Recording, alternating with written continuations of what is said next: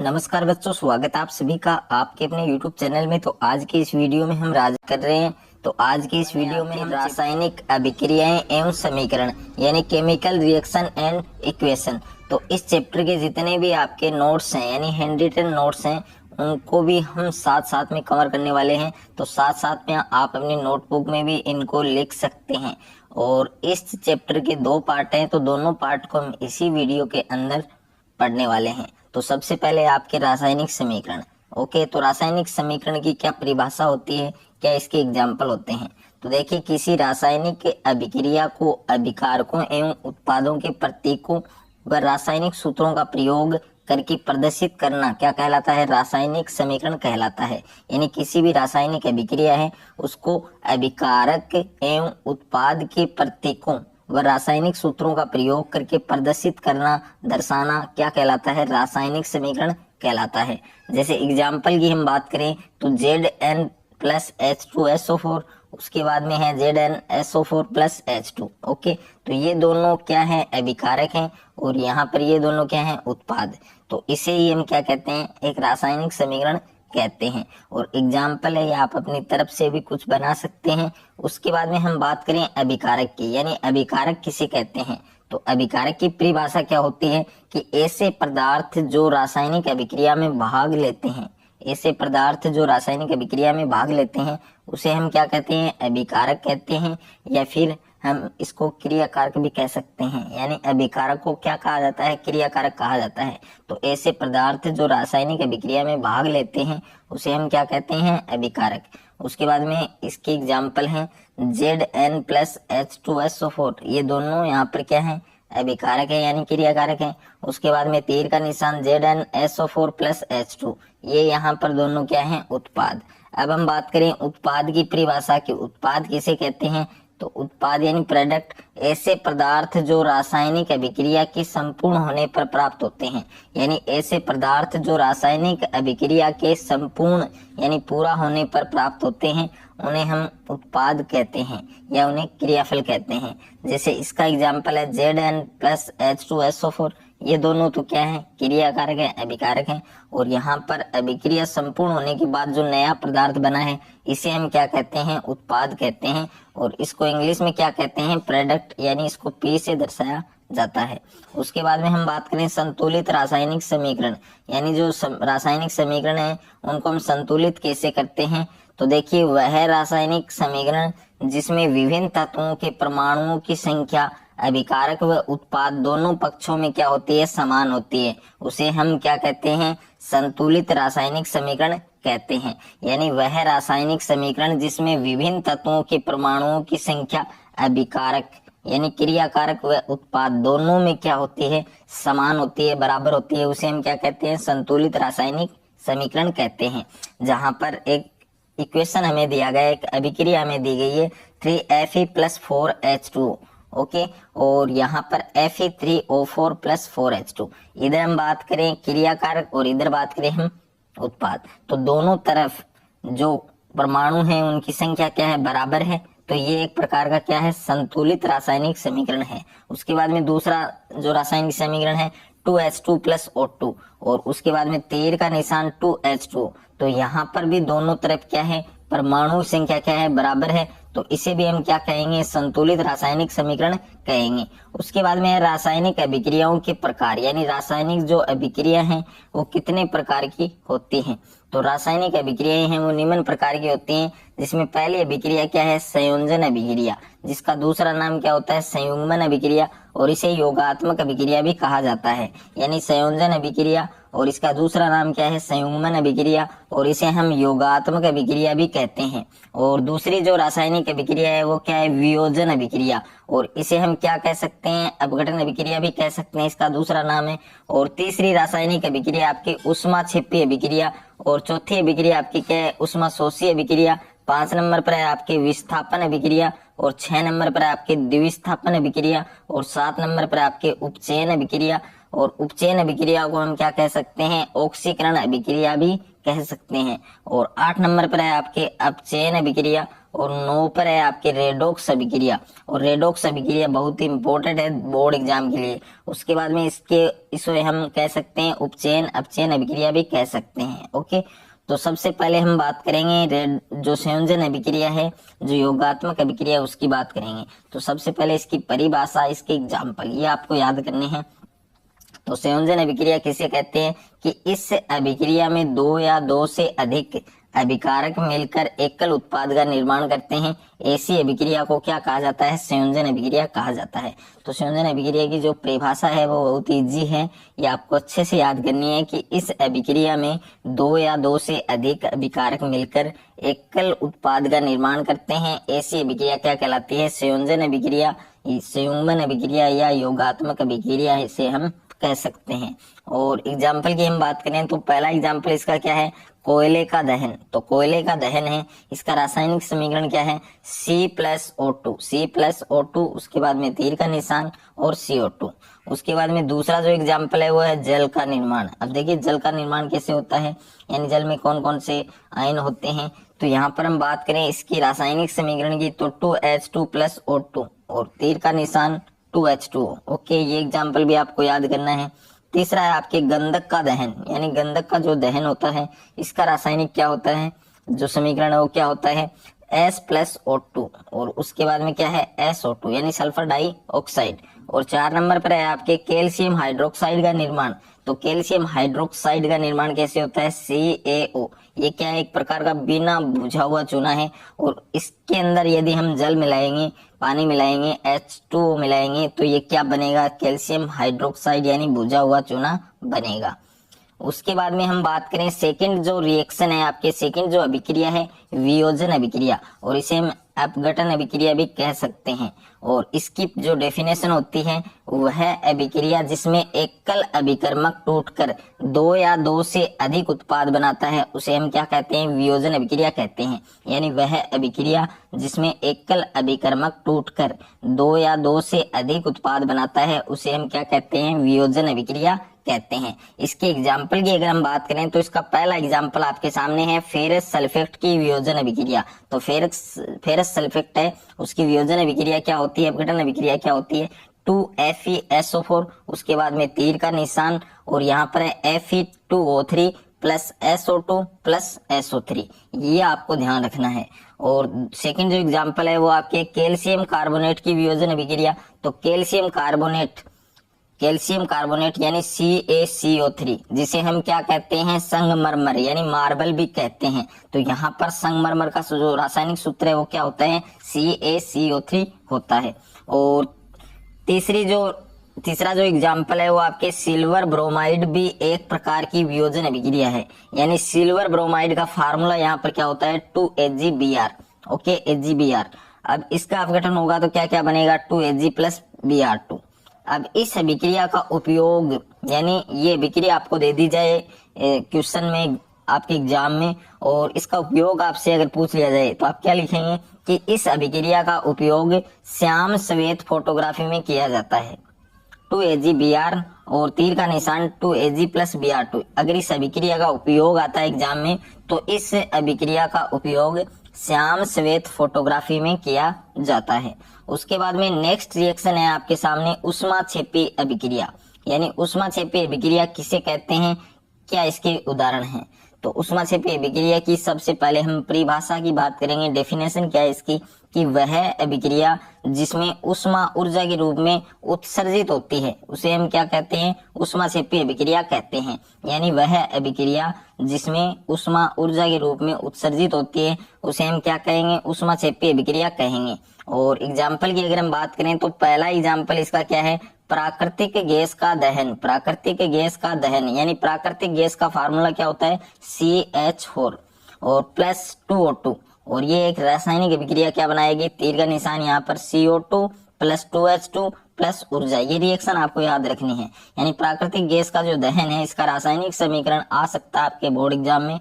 उसके बाद में सेकंड है आपके श्वसन एक ऊष्माक्षेपी अभिक्रिया है, समझाइए। यहाँ से भी आपके क्वेश्चन आ सकता है कि श्वसन एक प्रकार की ऊष्माक्षेपी अभिक्रिया है, आपको समझाना है उदाहरण सहित। तो सबसे पहले अगर इसकी हम व्याख्या करेंगे तो किस प्रकार से हम इसको एक्सप्लेन कर पाएंगे कि मनुष्य को जीवित रहने के लिए हमें ऊर्जा की आवश्यकता होती है। यानी मनुष्य को जीवित रहने के लिए या हमें जीवित रहने के लिए किसकी आवश्यकता होती है? एनर्जी की आवश्यकता होती है, ऊर्जा की आवश्यकता होती है। और यह ऊर्जा हमें किससे प्राप्त होती है? भोजन से प्राप्त होती है। पाचन क्रिया के समय खाद्य पदार्थों में टूट जाते हैं, जैसे चावल, आलू तथा ब्रेड में कार्बोहाइड्रेट होता है और कार्बोहाइड्रेट के टूटने से ग्लूकोज प्राप्त होता है, C6H12O6 प्राप्त होता है। और यह ग्लूकोज हमारे शरीर की कोशिकाओं में उपस्थित ऑक्सीजन से मिलकर हमें ऊर्जा प्रदान करता है। और इस अभिक्रिया का नाम क्या है? श्वसन है। क्या है? श्वसन। तो यहाँ पर सबसे पहले ग्लूकोज है यानी C6H12O6 प्लस 6O2। उसके बाद में तीर का निशान 6CO2 प्लस 6H2 प्लस ऊर्जा। ये रासायनिक समीकरण आपको याद रखना है।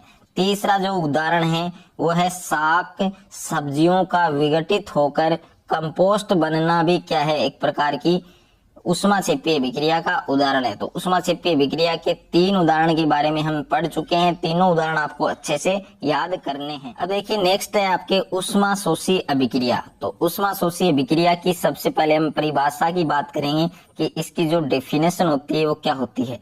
तो ऊष्माशोषी अभिक्रिया जिन अभिक्रियाओं में ऊर्जा का अवशोषण होता है उसे हम क्या कहते हैं? ऊष्माशोषी अभिक्रिया कहते हैं। यानी जिन अभिक्रियाओं में ऊर्जा का अवशोषण होता है उसे हम क्या कहते हैं? ऊष्माशोषी अभिक्रिया कहते हैं। अब इसके एग्जाम्पल की बात करें तो पहला एग्जाम्पल क्या है इसका? H2 प्लस I2 प्लस ऊर्जा और यहाँ तीर का निशान है। उसके बाद में जो प्रोडक्ट बन रहा है वो है 2HI। और सेकंड एग्जाम्पल है N2 प्लस O2 प्लस ऊर्जा और यहाँ पर क्या बन रहा है? 2NO। ओके, तो ये 2 इसके एग्जाम्पल हैं और एक इसकी जो परिभाषा है ये आपको याद करनी है। नेक्स्ट है आपके विस्थापन अभिक्रिया। ये इंपॉर्टेंट है भाई। विस्थापन अभिक्रिया काफी बार बोर्ड एग्जाम में आ चुकी है। तो विस्थापन अभिक्रिया की परिभाषा, इसके उदाहरण ये आपको याद करने हैं कि ऐसी अभिक्रिया जिसमें किसी यौगिक के अणु के किसी एक परमाणु अथवा समूह के स्थान पर कोई दूसरा परमाणु या समूह आ जाता है उसे हम क्या कहते हैं? विस्थापन अभिक्रिया कहते हैं। यानी ऐसी रासायनिक अभिक्रिया जिसमें किसी यौगिक के अणु के किसी एक परमाणु अथवा समूह के स्थान पर कोई दूसरा परमाणु या समूह आ जाता है उसे हम क्या कहते हैं? विस्थापन अभिक्रिया कहते हैं। और इसका जो पहला एग्जाम्पल है वो क्या है? Zn plus CuSO4। उसके बाद में ZnSO4 प्लस Cu। ये उदाहरण भी आप याद रख सकते हैं। सेकंड है Fe प्लस CuSO4 और यहाँ पर FeSO4 प्लस Cu। तो ये 2 इसके एग्जाम्पल हैं, ये आपको याद करने हैं। नेक्स्ट है आपके द्विविस्थापन अभिक्रिया। यानी द्विविस्थापन अभिक्रिया की परिभाषा क्या होती है? द्विविस्थापन अभिक्रिया की परिभाषा तो वे रासायनिक अभिक्रिया जिनमें अभिकारकों के बीच यानी क्रियाकारकों के बीच आयनों का आदान प्रदान होता है द्विविस्थापन अभिक्रियाएं कहलाती हैं। यानी वे रासायनिक अभिक्रियाएं जिनमें क्रियाकारकों के बीच अभिकारकों के बीच आयनों का आदान प्रदान होता है उसे हम क्या कहते हैं? द्विविस्थापन अभिक्रिया कहते हैं। और इसका एग्जाम्पल क्या है? Na2SO4 प्लस BaCl2 यानी बेरियम क्लोराइड और तीर का निशान है यहाँ पर BaSO4 यानी बेरियम सल्फेट प्लस 2NaCl यानी सोडियम क्लोराइड। तो ये आप याद कर सकते हैं। उसके बाद में नेक्स्ट जो रासायनिक अभिक्रिया है वो है उपचयन अभिक्रिया। यानी उपचयन अभिक्रिया की जो परिभाषा होती है वो क्या होती है कि ऐसी अभिक्रिया जिसमें ऑक्सीजन की तो क्या हो? वृद्धि हो और हाइड्रोजन का क्या हो? त्याग, उसे हम क्या कहते हैं? उपचयन अभिक्रिया कहते हैं। यानी ऐसी अभिक्रिया जिसमें ऑक्सीजन की वृद्धि हो यानी ऑक्सीजन जुड़ता हो या संयोग करता हो किसी अन्य तत्व के साथ, लेकिन वहां पर हाइड्रोजन का त्याग हो यानी हाइड्रोजन की क्या हो? कमी हो, उसे हम क्या कहते हैं? उपचयन अभिक्रिया कहते हैं। और इसे ऑक्सीकरण अभिक्रिया भी कहा जाता है। यानी उपचयन अभिक्रिया का दूसरा नाम क्या होता है? ऑक्सीकरण अभिक्रिया, जिसमें ऑक्सीजन की वृद्धि हो हाइड्रोजन की कमी हो।